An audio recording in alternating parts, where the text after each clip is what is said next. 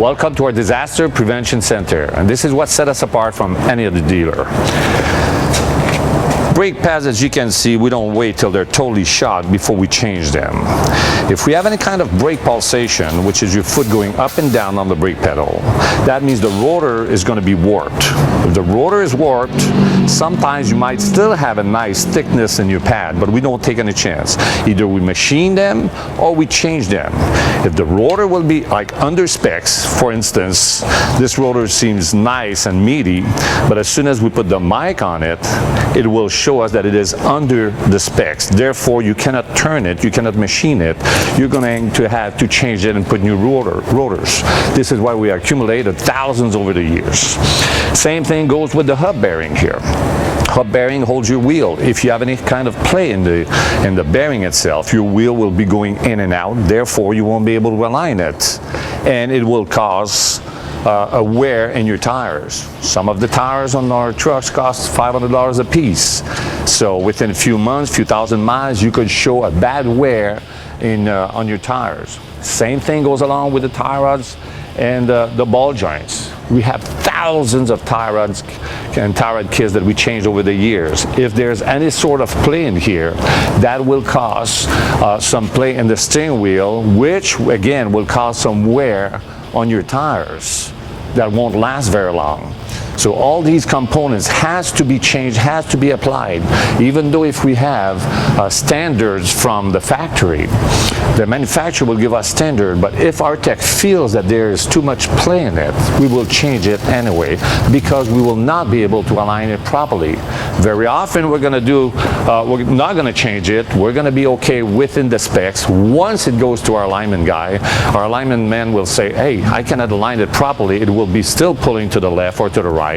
Therefore, either he's going to have to put an offset ball joint or whatever it requires in order to get a perfect alignment that a truck goes straight and does not wear your tires unevenly. We have tons of ball joint, upper control arm here, which is the same thing. If you have a little bit of play here, you will have to change this old upper control arm. Ball joint that looks in pretty good shape here, no tear in the boot or whatsoever, but it was under specs.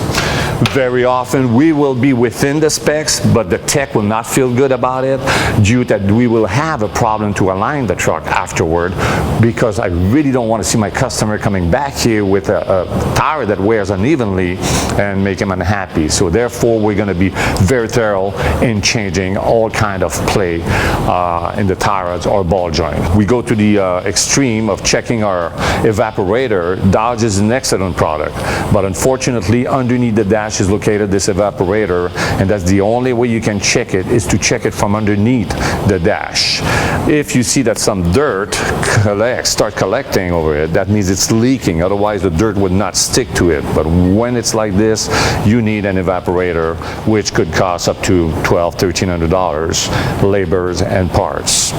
Everything is taken in consideration, such as C-track motor, which is $100 a piece. There's 3 of them on a driver's seat or whichever has a power seat. Sometimes it's going to be just the driver's side, but if you have both of them, with the labor, you're looking at $400 or $500 changing the 3 motors and doing the labor as well.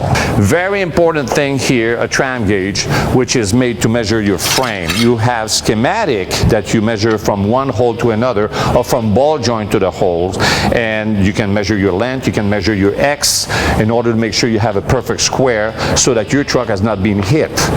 Sometimes you will have a truck that doesn't show that it has any accident. You will have a clean Carfax, but it could have been hit in the front, sideways. Your front hand is going to be moved on one side. You will not be able to align it, and the only real way that you'll be able to find out is to measure it with a tram gauge. We also have different extension that we can measure the entire frame of the truck here.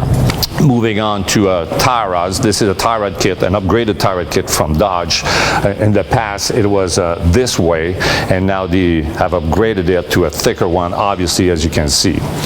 All these parts are frequently changed parts.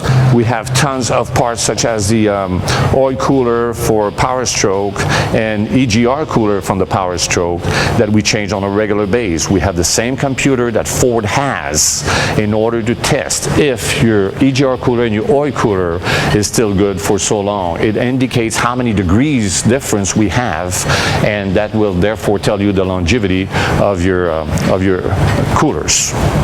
Same as your radiator. These are Ford's radiator. By the time you're done, you're looking at $1,200. Excellent product. I love the Ford product.